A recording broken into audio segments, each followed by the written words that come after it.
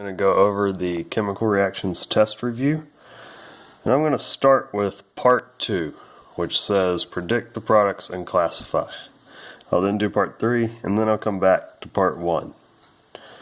So for part 2, if we're going to predict the products, the first step is to figure out what type of chemical reaction this is.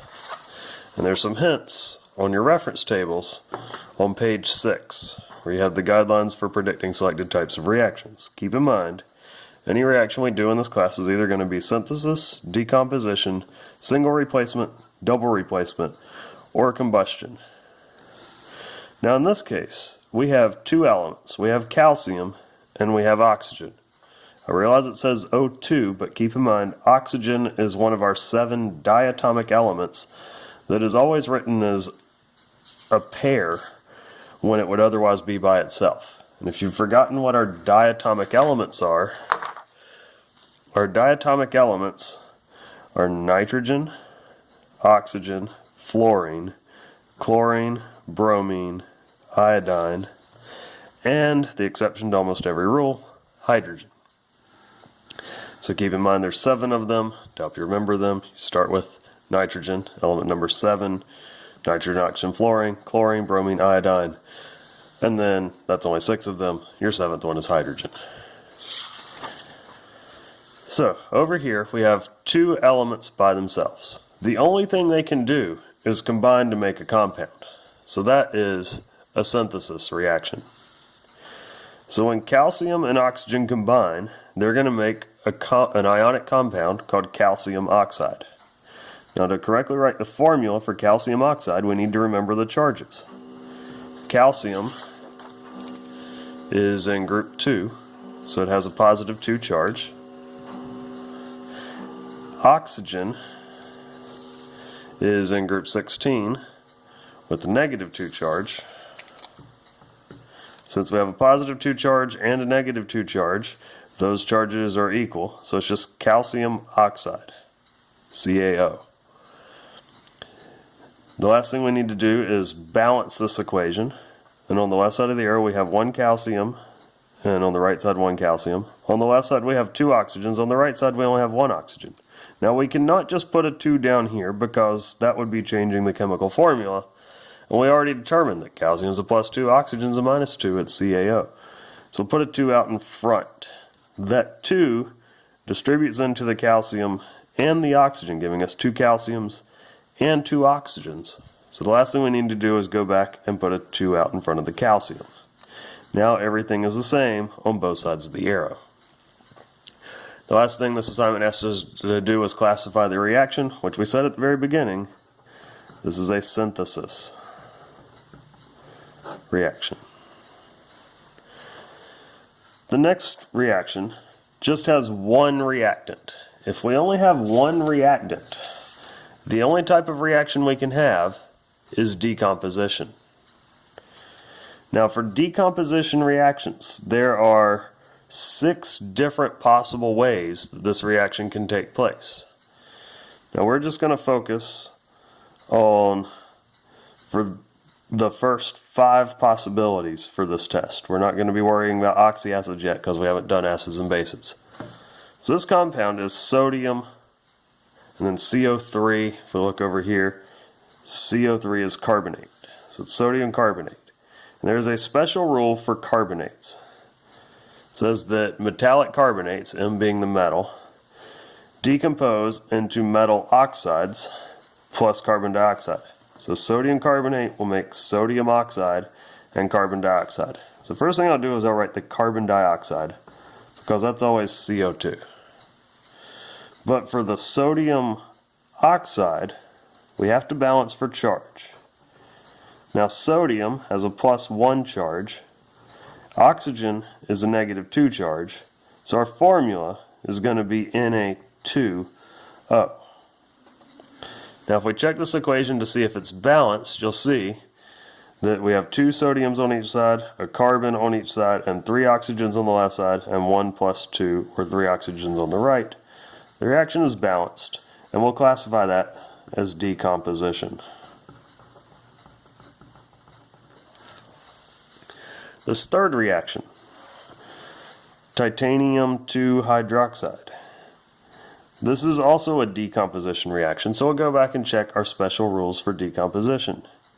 There is a special rule for metal hydroxides, like titanium hydroxide. A metal hydroxide decomposes into a metal oxide and water. So we're going to write the water down. And then this is going to make a titanium oxide. Now the question is if we have our charges balanced. Well, to figure out the charge of titanium, it's going to be the same on both sides. For these reactions, we're not changing charges if we can help it. So titanium over here had a +2 charge, and I know that because hydroxide is a -1 charge. And we had 2 of them, so titanium was a +2. So over here, titanium is a +2, and then oxygen's always a -2. So it's just TiO. That's already correct. So now the last thing is to check and see if the equation is balanced. So 1 titanium on each side, 2 oxygens, 2 oxygens, 2 hydrogens, 2 hydrogens. And then, as we said already, this is a decomposition. Problem number 4 is kind of a trick question in a way if you're not careful. Because this looks like we've got a compound and an element by itself. However, this is not a single replacement reaction like you would otherwise believe. This is a combustion reaction because the compound is a hydrocarbon, hydrogen and carbon, and the thing by itself is oxygen. And our products of combustion reactions are always carbon dioxide and water. So we're just going to write CO2 and H2O. Now when we go to balance this equation, we see 2 carbons on the left side, so we try writing 2 on the right side. We see 6 hydrogens on the left, we've got 2 here, so we try writing a 3. We got 2 oxygens on the left, and on the right side we have 2 times 2, or 4, plus 3, which is 7. So what times 2 is 7? Well, that's 3.5, right? But we can't have fractions for coefficients. This is where you should never do these problems in pen like I just did. So to get rid of this fraction, we need to go through and multiply everything by 2. So that's going to be a 2. That 3.5 will become a 7. This 2 becomes a 4, and this 3 becomes a 6. And then we have a balanced combustion reaction. This next one, we have an element by itself, and we have a compound, water. Well, this is a single replacement reaction. Now, single replacement reactions, you can either have a metal-metal replacement, an active metal replacing hydrogen from water, an active metal replacing hydrogen from acid. We haven't really learned what acids are yet, so we'll skip over that. Or a halogen-halogen, or as they call it, halide-halide replacement. This is a metal replacing hydrogen from water, because we've got water. So the metal plus water will make a metal hydroxide, potassium hydroxide, plus hydrogen, H2. And remember, hydrogen is one of our diatomic elements. That's why it's H2. So we're going to go in and write the H2. And then the other thing we need is our metal hydroxide. So it's going to be potassium, which potassium is in group 1, so it's got a +1 charge. And hydroxide, if we look over here on our reference tables, hydroxide, it just says minus, that means -1. So hydroxide's a -1, so the charges are balanced. Then we have to balance the equation. So we write the products, we balance the charges, then we balance the equation. 1 potassium, 1 potassium. 2 hydrogens, I see 1 plus 2, that's 3 hydrogens. That's going to be problematic to balance here. So we need more hydrogens over here. So if we add more hydrogens here, that gives us 4. So this gives us 3. Let's try putting a 2 there and see what happens. Sometimes you just have to play around with this and see if it works, but I think this is going to work. This is 4 hydrogens, 2 oxygens, 2 oxygens, 2 potassiums, 2 potassiums. Whew, we got it balanced. And this was, as we've been saying all along, a single replacement reaction.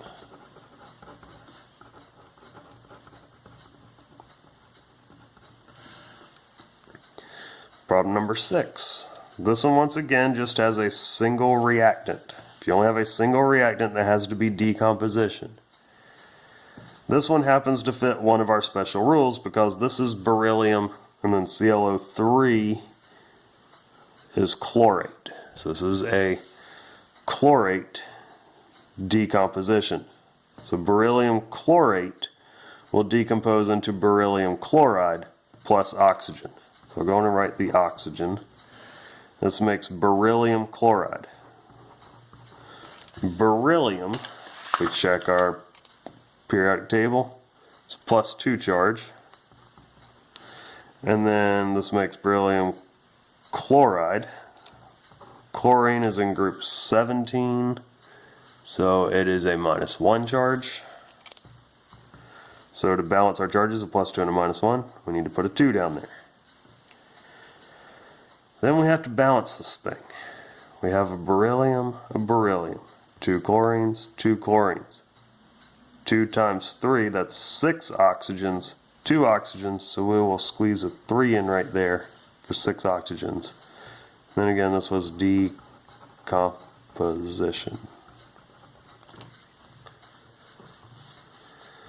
Alright, got a few more left on this segment. Here's another decomposition, one of these that has special rules. Once again, we only have one reactant, it has to be decomposition. This is sodium hydrogen carbonate. There's a special rule for hydrogen carbonates. A metal hydrogen carbonate decomposes into a metal oxide plus water plus carbon dioxide. Let's go on and worry about the water and the CO2 first.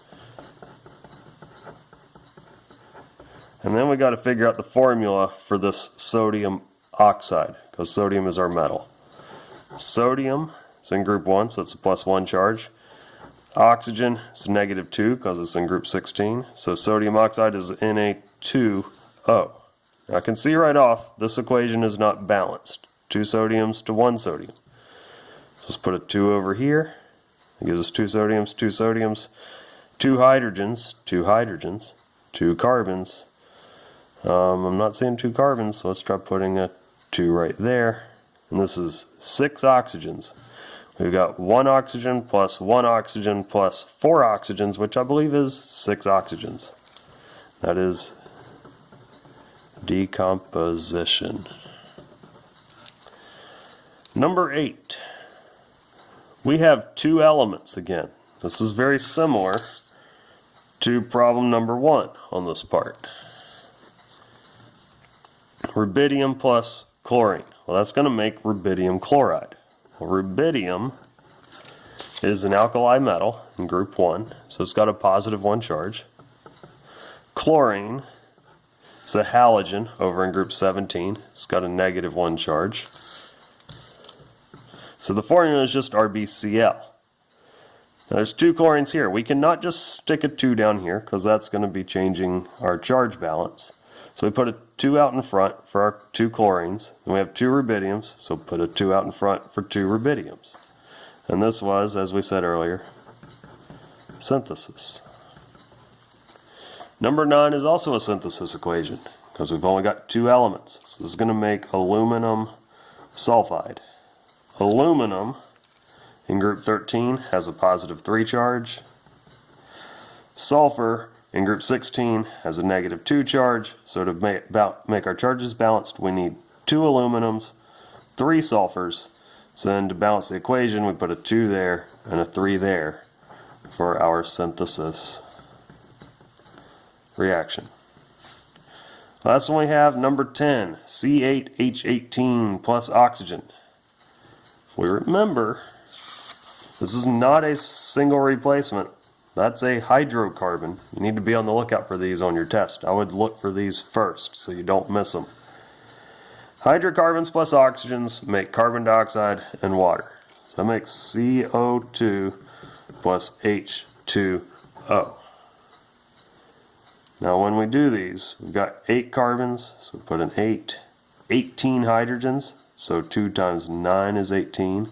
2 oxygens. Over here we've got 8 times 2, which is 16, plus 9, 25. So what times 2 is 25? Well, that's 25 halves.